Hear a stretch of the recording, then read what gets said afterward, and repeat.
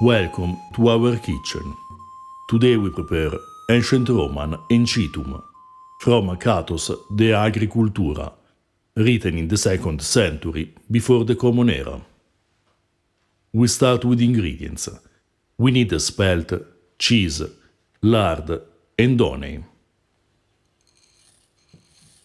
First, we coarsely crush the spelt in the mortar and steep it in water overnight. There are a few recipes of this kind in the medieval cookbooks, very similar to some traditional funnel cakes, still today prepared in various places of the world, for example Strauben or Jalebi.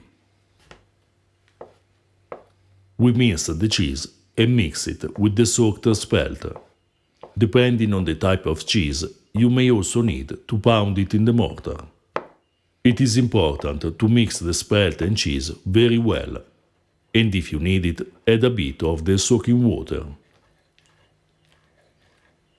In the Tractatus de Modo Preparandi et Condiendi Omnia Cibaria, written around the end of the 13th century, that according to the author collects recipes from different countries, we find a recipe for Mistenbeck, prepared with a batter of wheat flour and starch, poured in olive oil or lard, through a plate held on the bottom and sides, then coated with sugar or honey syrup.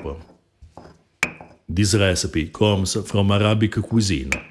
In a 14th century cookbook, we read a recipe for mushabbak, in which the batter prepared with wheat and let to acidify is poured in sesame oil through a old coconut shell, and then again coated with syrup.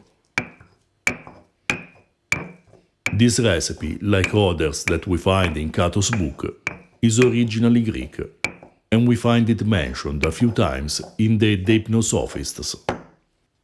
Cato recommends using the same ratio among the ingredients suggested for the globi, which is 1 part each of spelt and cheese.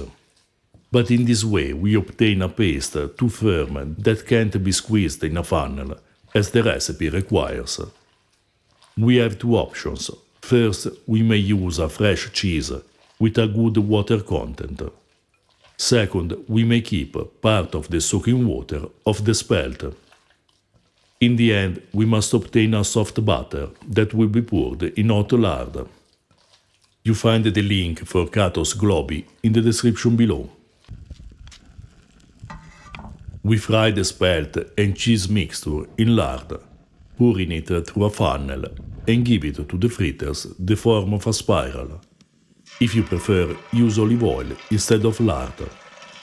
The right thickness of the mixture depends also on the funnel you use to pour it, and how smoothly it flows in the hot lard.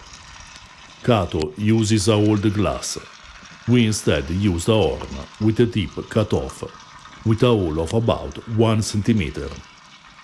The cooking time depends on the thickness of the batter and the size of the fritters. We cooked our encitum for about 1.5 minutes on the first side and 1 minute on the second side.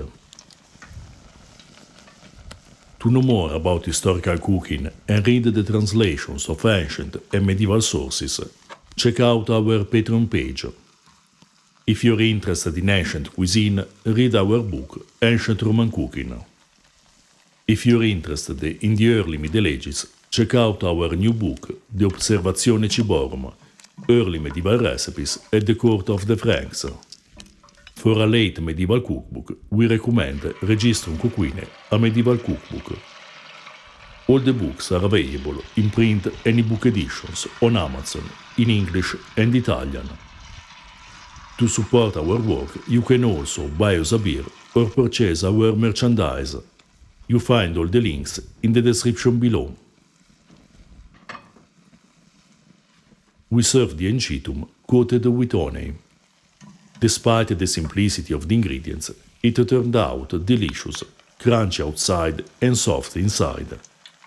The use of lard makes the flavor pleasant and complex, but it would be excellent also with good olive oil. The encitum makes a great ancient Roman breakfast, or afternoon snack, but you can also serve it at the end of your ancient dinner, accompanied with honey as we did, or mulsum, a Roman wine made with grape must and honey, according to Cato's directions.